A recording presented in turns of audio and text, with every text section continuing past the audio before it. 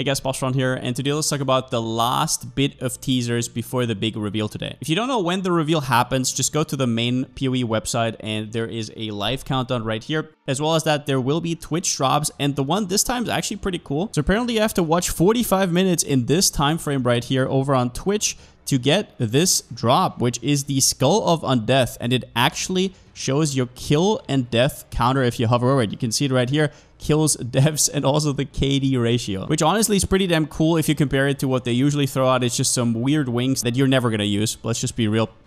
But this one I'm mostly going to use, so yeah, I will be streaming myself over on twitch.tv/Palsteron if you want to check that out as well. The first big teaser is that there are 4 new crafting currencies with more to come. These are just the ones that we get shown right now. The first one is the return of the Veiled Chaos Orb.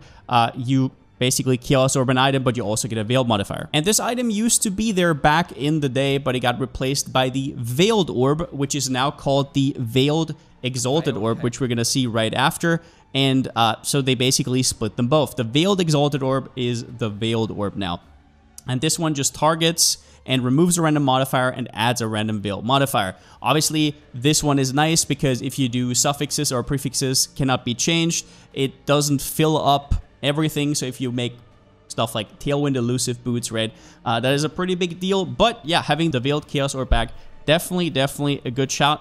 There's obviously going to be a lot of applications for that. And as well as that, we have the Shaper's Exalted Orb and the Elder's Exalted Orb. I'm not 100% sure how much I like this. The influence system to me nowadays seems very outdated. You have Shaper, Elder, Crusader, Hunter, Warlord. For how big of a space they take in the whole crafting sphere, they have very little impact, especially ever since Eldritch Implicits came out. So I hope that since they make those new currencies, that also means they are going to reconsider and maybe buff some of the modifiers. And of course, there's use cases like on weapons or whatnot, but a lot of the other ones just have absolutely no chance against Eldritch Implicits. Now, after that, we have some quality of life mentions right here about Strongboxes and essences. And this is another change straight out of Path of Exile 2 right here. So once again, we're getting something good out of PoE 2. Who would have thought?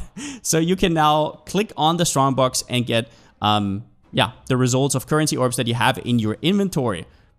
Pretty cool. Now, my only concern might be that you maybe misclick when you actually don't want to use it. So, for example, during campaign, I can definitely see myself misclicking on an Orb of Alchemy that I don't want to use at that point on some random Strongbox. But it is pretty much impossible to tell until you actually play it. This is a huge buff, especially for strats that roll Strongboxes for rare monsters.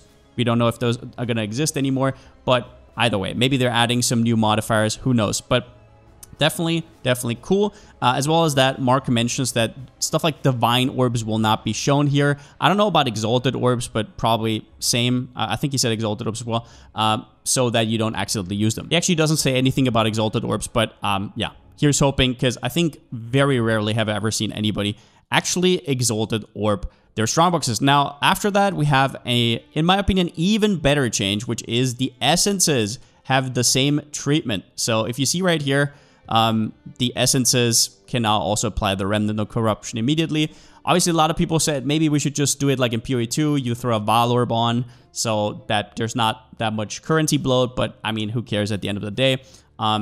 Pretty cool, and this is basically going to make sure that there will be a lot more corrupted essences in the economy, because the inconvenience of having to open your inventory and drag over every single time was definitely annoying. Plus, a lot of people that don't even know they have it in their inventory will just randomly throw it on, and that will create a lot of random Essence of Horrors, right? And whatnot. So if you are, for example, using an Essence of Horror helm, maybe that means you get slightly buffed. And at the end, we have some honorable mentions of basically unaffiliated changes that are going to come to Path of Exile right here.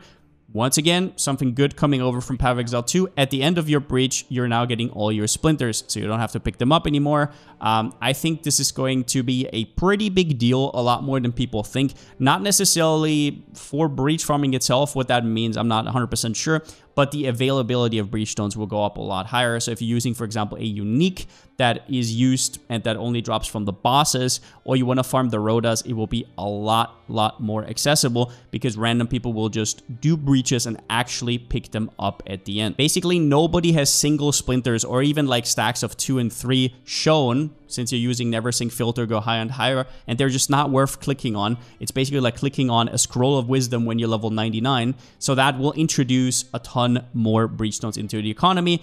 And that would probably be pretty cool for, I don't know, if you want to just level a new character, maybe with breach stones, or yeah, once again, uniques. The reason I say I don't know if this actually buffs breach farming is because there's going to be so much out. I don't even know if they're going to sell like for 5-6 chaos, but I guess we'll have to see. Then there's also some gamepad improvements, which I don't really know too much about. But apparently this is for when you want to interact with objects in the world and there's like monsters around. So good change. The new highlighting system we already talked about. So anything that can be used in a certain currency that you currently have right-clicked on will be outlined. Another thing coming over from PoE 2, if you're in an arena, this is how Mark says it, that only contains the bosses, you cannot lose any XP, but you also can't gain any XP. I don't know if that's good. I guess, for example, on League Start, sometimes I'm like, I don't know if I want to do this boss on level 93. Let me quickly gain my level or something, so that will not be affected anymore. Not 100% sure. I don't think it's like a huge change. I really hope this doesn't mean that, for example, breach stones don't have any XP, because that would be a pretty big deal, but I hope that's not, at least from the way Mark said that isn't really implied. Now, the next change is absolutely amazing and probably my favorite change out of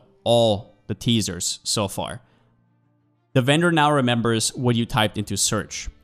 There is a caveat though. It only remembers until you log out. So if you, for example, Racer, this won't really help you much. But if you're like, I don't know, just like casually scrolling along and putting your regex in or anything like that, it's pretty nice, man. It's just absolutely awesome. And it goes across a character basically. So this will have some pretty big implications, especially for leveling, but even later on. And another great change is you can now type in more characters. So you used to only be able to type in 50 characters, and now you're able to type in up to 250 characters. That's your new limit. And if you farmed tier 17s and you had a regex for rolling your maps, you know it was quite annoying. You had to make multiple ones, do multiple rolls. It was just an absolute crap show. So I really hope that this doesn't mean that tier 17s don't get touched at all, but it is a good start. And two quickies at the end. If you're in a guild, you can now click hide offline members. Pretty cool. As well as that, you can now go to the Rogue Harbor without having to spend a rogue marker.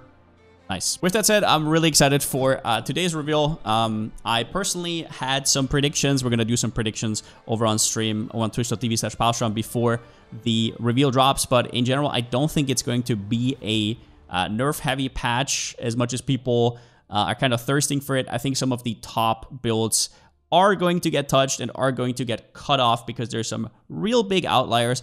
But overall, I think we're going to see a meta shift without too much nerfs, a lot of buffs. And I think this is mostly because of public image. I personally don't have anything against nerfs or think buffs are good. I think at the end of the day, it only matters what the end product is and how fun it is to play the video game.